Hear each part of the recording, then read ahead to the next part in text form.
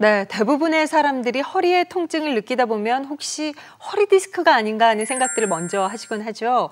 하지만 그 허리 통증의 원인은 다양하고 그 질환의 종류 또한 여러 가지가 있다는데요. 오늘 비즈인사이드 건강 토크에서는 허리 질환 중에 하나인 척추관 협착증에 대해 자세히 알아보는 시간 갖도록 하겠습니다. 자, 먼저 오늘 도움 말씀 주실 분 자리 함께 하셨는데요. 신경외과 전문의이신 황상원 원장님 모셨습니다. 네, 어서 오세요. 반갑습니다. 네, 안녕하세요. 저희가 흔히 허리 통증을 유발하는 척추 질환 하면 허리 디스크를 다들 떠올리시곤 하거든요. 그래서 척추관 협착증이라는 병명이 좀 생소한 분들 계실 거예요. 설명부터 부탁드릴게요. 네, 척추관 협착증이란 말 그대로 척추관을 지나가는 그 신경 구멍이 있는데 그곳이 좁아진 것을 말합니다. 그래서 다리로 내려가는 신경 길이기 때문에 그곳이 좁아지게 되면 다리가 저리다든지 아픈 그런 증상을 나타나게 되는 병입니다. 그러면은 척추관 협착증이 생기는 그 원인은 뭔가요?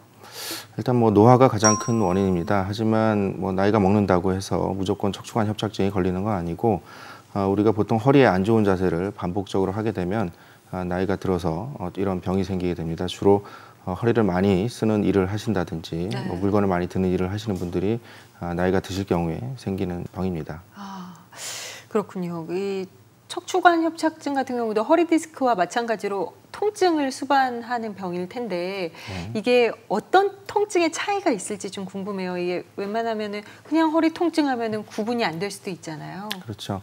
그래서 허리 디스크랑 척추관 협착증이 공통적으로 허리와 다리에 어떤 통증을 동반한다는 거에 있어서 어떤 공통점을 갖지만은 실질적으로 디스크 질환인 경우에는 허리를 숙인다든지 오래 앉아 있을 때 증상이 심하게 되는 경우가 많고 반대로 척추관 협착증의 경우에는 오래 걷는다든지 허리를 펼 때 증상이 심해지는 그런 차이가 있습니다. 오, 그러니까는 그 통증이 나타나는 경우는 거의 정반대의 경우네요. 그렇죠. 예. 허리를 구부릴 때와 펼 때가 다르고, 그렇다면은 이걸 뭐 나는 디스크야, 나는 뭐 척추관 협착증이야 이렇게 섣불리 혼자 판단할 게 아니라 일단 통증이 있으면 병원을 찾는 게 중요할 것 같은데, 그렇다면 척추관 협착증을 치료하는데 효과적인 수술 방법이 있다면은 어떤 방법이 있는 건가요?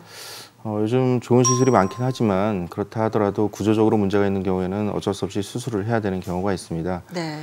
최근 각광받는 수술은 미세현미경 감압술인데 그 중에서도 UBF 감압술이라는 것이 있습니다. 그것은 기존의 뼈와 근육을 어느 정도 절개해서 들어가는 그 방법을 최소화시켜서 나중에 생길 수 있는 척추의 불안정성을 좀 줄일 수 있는 그런 수술이고 비교적 간단하게 할 수 있기 때문에 회복이 또 빠르다는 장점이 있습니다. 미세현미경 감압술, UBF라는 것도 그러면 주로 어떤 분들이 이 수술법을 받게 되는 건가요? 구조적으로 문제가 많은 경우에는 고식적인 유압술이나 이런 수술을 하게 되지만 말 그대로 척추관만 좁아진 간단한 질병을 갖고 계신 분들 같은 경우에는 적합한 수술이라고 보시면 됩니다. 그래요. 그 시술을 받은 분들의 만족도가 좀 어느 정도일지 궁금하거든요. 혹시 실제로 뭐 치료하셨던 환자 사례를 들으시면서 좀 얘기를 해주실 수 있을까요? 네, 사례를 한번 보도록 하겠습니다. 제가 수술했던 첫 번째 환자분을 보면 55세 남자 환자분이시고요. 사진에서 보시는 것처럼 4번 뼈와 5번 뼈 사이에 협착증이 있으신 분입니다. 오래 걸으면 다리가 저린 증상을 주로 호소하셨고요. UBF 감압술을 통해서 보시다시피 신경관이 이렇게 넓어진 것을 볼 수가 있습니다. 그래요.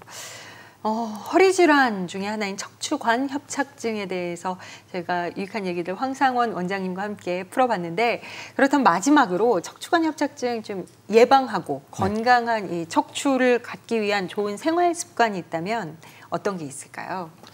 그래서 아까도 말씀드렸지만은 노화가 이루어지면서 생기는 병이기 때문에 적절한 운동과 또한 허리에 안 좋은 자세를 예방하는 것이 가장 중요합니다. 그래서 허리에 가장 안 좋은 자세들이 대표적으로 물건을 든다든지 오래 앉아 있는다든지 허리를 숙이고 오랫동안 장시간 유지한다는 그런 자세들이 허리에 안 좋기 때문에 그런 자세들을 평소에 조심하면서 지내는 것이 가장 중요합니다.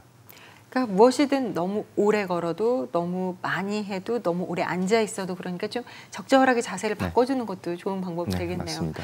그래요. 척추가 좀 바로 서야 모든 건강이 바로 선다는 말이 있듯이 원장님 말씀처럼 간단한 운동으로 하루빨리 허리 건강을 지켜야 할 것 같은데요. 오늘 비즈인사이드 건강 토크로 허리 통증을 갖고 있는 분들이 좀 많은 도움이 되셨기를 바랍니다. 척추관 협착증에 대해 도움 말씀 주신 황상원 원장님 고맙습니다. 네, 감사합니다.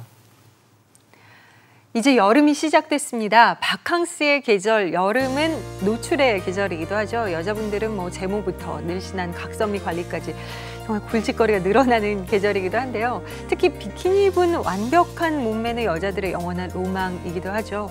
하지만 어떤 수영복 디자인을 선택하느냐에 따라서 몸짱이 될 수도 몸꽝이 될 수도 있다고 하는데요. 수영복으로 몸짱이 되기 위해서는 자신의 체형에 맞는 다양한 수영복 스타일을 비교 분석하는 것이 필요하다고 하네요. 하지만 무엇보다 가장 중요한 건 바로 자신감이 아닐까요? 자신감 있는 사람은 어떤 모습이어도 예쁘고 또 멋있어 보이잖아요. 남들의 시선보다는 내 안에서 뿜어져 나오는 그 건강한 자신감으로 멋진 여름 보내시는 것도 좋을 것 같습니다. 김경란의 비즈니스사이드 오늘 시간은 여기까지입니다. 고맙습니다.